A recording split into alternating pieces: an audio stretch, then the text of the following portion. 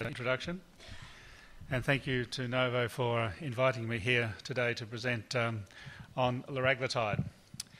We're certainly entering a new era of diabetes management with the introduction of the GLP-1 agonists. I don't think we really know their place in therapy yet, but my suspicion is that they'll be a very important addition to our armamentarium, and liraglutide is going to be, as we've been told, the first once daily preparation to come on the market. Now, needless to say, I've got many conflicts of interest. Novo are sponsoring me to present this lecture today. But I talk for lots of different companies, and I do clinical research for lots of different companies, and I get clinical research, private research funding from a number of companies. I don't know that there's anybody who has no conflict of interest these days. At least we doctors declare our conflicts of interest. I wish our politicians would do the same. Now, that's Box Hill Hospital. It's a very small hospital compared to the hospitals you're used to. This is only about 300 beds, but it is a university teaching hospital all the same. Now, this is my outline for the presentation. I'll touch upon mechanism of lowering, but clearly that's been very well covered. I'll spend most of my time talking about the LEAD program, which is the clinical trial program that Novo set up to undertake all the necessary regulatory studies for this drug. I'll look at some comparisons to other incretin-based therapies. Because the LEAD program was clearly designed to have very similar outcomes and primary endpoints, there's a very interesting meta-analysis which can be carried out and has been carried out. And I'll talk about the safety study, which is about, in fact, I think it has started, but although in Australia we haven't yet started in the program, although I think we will be down the track being part of the leader. That's a safety study, very important. So let's talk about this area briefly, liraglutide.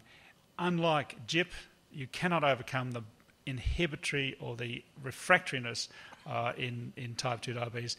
No amount of GIP will give you an incretin response in type 2 diabetes. Liraglutide, there's resistance. GIP, there's total refractoriness. We've seen that, so I'll move on. We've seen that, so I'll move on. We just really don't understand the GLP-1 system. We initially thought it was all to do with incretin action. That is, it increases insulin response in response to a glucose rise after a meal. But there's more to it than that. We know it's additional effects in the pancreas, which are yet to be proven in human beings. And as an aside, I've used exenatide for a long time. I've seen no ongoing benefit in terms of if you stop the exenatide, the patients soon deteriorate again. So I'm not sure whether in long-term diabetes there's going to be any benefit in terms of beta cell mass.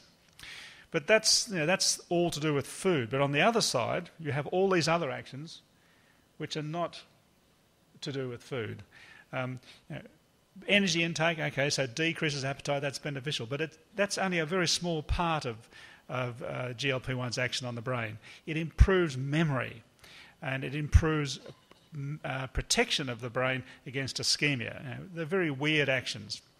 The cardiovascular effects are really quite profound, and we're yet to see if this is going to translate into cardiovascular protection in humans, but my group have been looking at endothelial function extensively, and there's no doubt that these drugs, GLP-1 and its analogues, improve endothelial function, which we believe is beneficial. It has a direct effect on the heart and has lots of effects on the bowel. So we have an incretin action, which is the conventional story. We have an incretin system. These GLP-1 receptors are all over the place, and the endothelial cell is very richly endowed in GLP-1 receptors. The question is why? We don't know.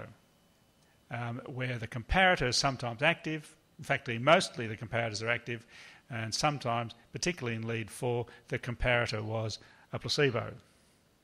Then finally, lead 6 looked at the addition of liraglutide to a single therapy or dual therapy, and the comparator here was exenatide.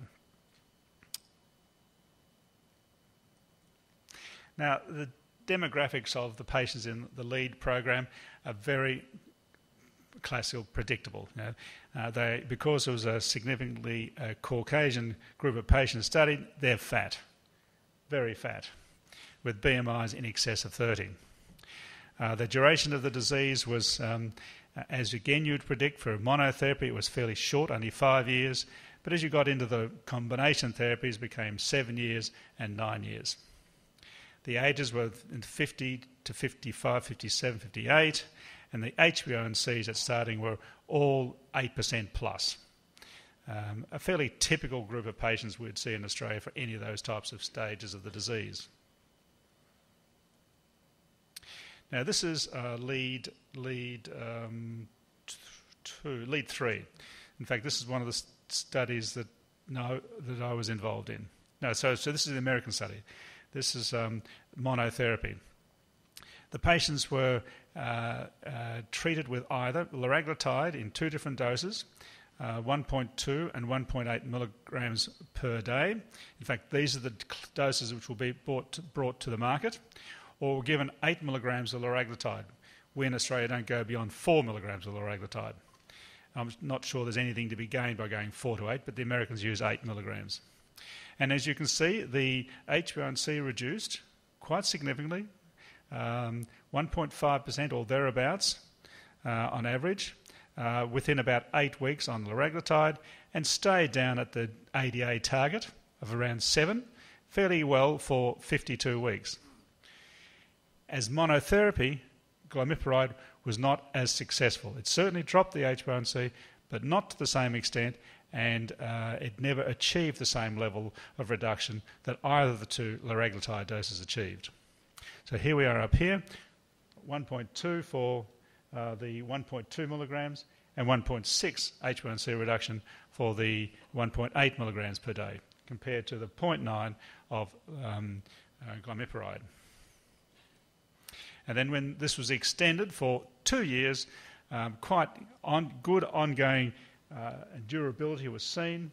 Nevertheless, as you'd expect, like all type 2 diabetes patients, there is deterioration, and you can certainly see that it was very clearly present that there's a slight increase in the HbA1c over 2 years for glimepiride. But there's also very likely a small increase occurring with liraglutide. So liraglutide is not stopping the progression. I think we just don't have good evidence yet that any of the GLP-1 analogues are truly going to change the natural history of the disease, even in mono or dual therapy, despite the very interesting experimental work on the beta cell. Now this is the lead program overall, looking at monotherapy up here, which I've just discussed. I just can't see that anyhow. And then there it is. And then lead 2 and lead 3, which is dual therapy on a background of metformin or background of sulfonylurea. They're lead 4 and lead 5, of course, which